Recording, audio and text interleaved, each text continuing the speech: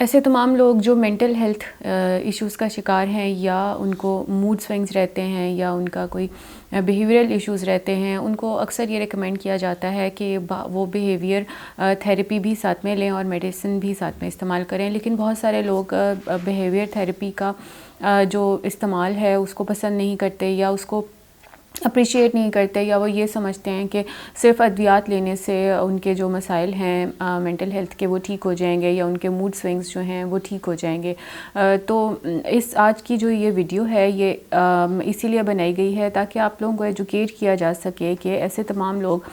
جن کو mental health issues رہتے ہیں یا جن کو موڈ سوئنگز رہتے ہیں یا جن کے بیہیویئر ایشوز رہتے ہیں، ان کو صرف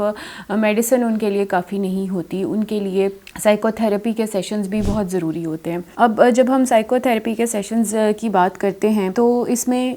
یہ کیوں ضروری ہے یہ کروانا، یا اس کو کروانے سے کیوں فرق پڑتا ہے؟ سب سے پہلے تو یہ جو تھیوری ہے، یہ جو تھیراپی ہے کاؤنسلنگ تھیراپی، یہ جو لوگ بھی اس کو پریکٹس کرتے ہیں یا کاؤنسلنگز کرتے ہیں ان کو یہ سمجھایا جاتا ہے کہ سب سے پہلے آپ روٹ کاز کو ایڈریس کریں، یعنی جو بھی مسئلہ پیشنٹ کا ہے اس کی وجہ کو انہوں نے سمجھنا ہوتا ہے اور پھر اس کو حل کرنا ہوتا ہے. تو یہ تھیراپی آپ کو پروسیس کرنے میں ہیلپ کرتی ہے، یا کسی انسان کا جو بھی مسئلہ چل رہا ہے، جو پیشنٹ ہے اس کے ساتھ کیا چل رہا ہے، اس کے مائنڈ میں کیا چل رہا ہے، اس کے تھاٹس کو آپ نے کیسے چینج کرنا ہے، اس کے بیہیویئر کو کیسے چینج کرنا ہے، اس کے پریویس ایکسپیرینسز کیا تھے، وہ اب کیا چاہ رہا ہے، اس سب کو مائنڈ میں رکھتے ہوئے آپ نے اس کی کاز کو ایڈریس کرنا ہوتا ہے اور اس کو آپ نے کاؤنسلنگ کے ذریعے سمجھانا ہوتا ہے کہ وہ کس طرح سے اپنی زندگی کو بہتر بنا سکتا ہے اپنے مائنڈ کو چینج کر کے. دوسرے نمبر پہ یہ جو کاؤنسلنگ تھیراپیز ہیں یہ آپ کے لیے لانگ لاسٹنگ اسٹریٹجیز اسٹیبلش کرنے میں ہیلپ کرتی ہے، جس سے کوئی بھی انسان، کوئی بھی متاثرہ شخص اپنی مینٹل ہیلتھ ایشوز کے امپرومنٹ میں جو پیٹرن اسٹیبلش کرتا ہے وہ سلولی اسٹیبلش ہوتے ہیں لیکن وہ لانگ لاسٹنگ ہوتے ہیں. اور تیسرے نمبر پہ یہ جو بیہیویئر تھیراپیز ہیں ان کو عام طور پہ CBT یعنی کوگنیٹو بیہیویئر تھیراپی کہا جاتا ہے. یہ تھیراپیز ریلیپس کو یعنی اس مرض کے دوبارہ آنے کو یا اس مسئلے کے دوبارہ آنے کو روکتی ہیں. اب موسٹلی پیشنٹس جو ہیں وہ میڈیکیشن پہ رہتے ہیں، بیہیویئر تھیراپیز نہیں کروا رہے ہوتے، جس کی وجہ سے ان کا مسئلہ حل نہیں ہو رہا ہوتا.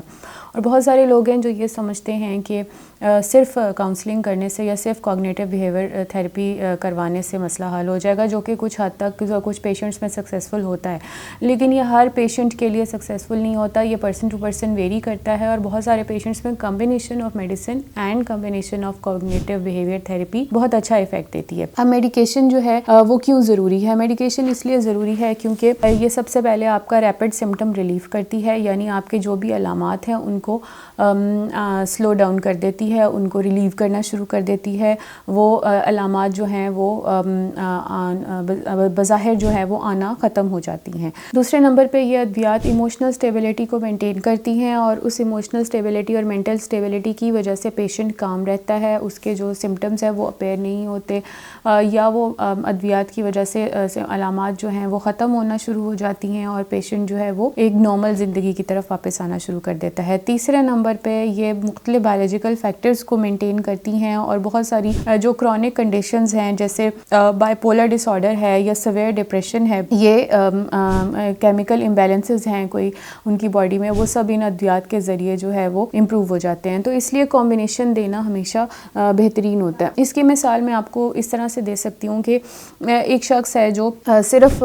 دوائی لے رہا ہے اور کوگنیٹو بیہیویئر تھیراپی نہیں لے رہا، تو اس میں اس کی روٹ کاز جو ہے مرض کی وہ ایڈریس نہیں ہو رہی ہوتی. اور اگر وہ صرف تھیراپی لے رہا ہے اور وہ ادویات نہیں لے رہا تو اس کی علامات نہیں جا رہی ہوتی، یا اس کی جو باڈی کے اندر اگر کوئی ہارمونل امبیلنس ہے یا اس کا کوئی اور مسئلہ ہے وہ حل نہیں ہو رہا ہوتا، جس کو ادویات نہیں حل کرنا ہے. تو بیسٹ اس میں یہی ہوتا ہے کہ میڈیکیشن اور کوگنیٹو بیہیویئرل تھیراپی، جس کو CBT کہا جاتا ہے، ان دونوں کے کمبینیشن کے ساتھ جو مریض ہیں ان کو ٹریٹ کیا جاتا ہے اور اس کے بیسٹ ریزلٹس ہوتے ہیں. اور عام طور پہ ایسے مریضوں میں ریلیپس یعنی مرض کا دوبارہ آنا بھی نہیں ہوتا، اور ایسے مریضوں میں جو اسٹریٹجیز ان کو سمجھا کے اور کاؤنسلنگ کے ذریعے ان کو ان کے مائنڈ کے اندر انکلکیٹ کی جاتی ہیں، وہ اسٹریٹجیز لانگ لاسٹنگ ہوتی ہیں. انہوں نے سمجھ کے اس اسٹریٹجی کو اڈاپٹ کیا ہوا ہوتا ہے، تو پھر اس کے جو رزلٹ ہیں وہ دیر پا ہوتے ہیں.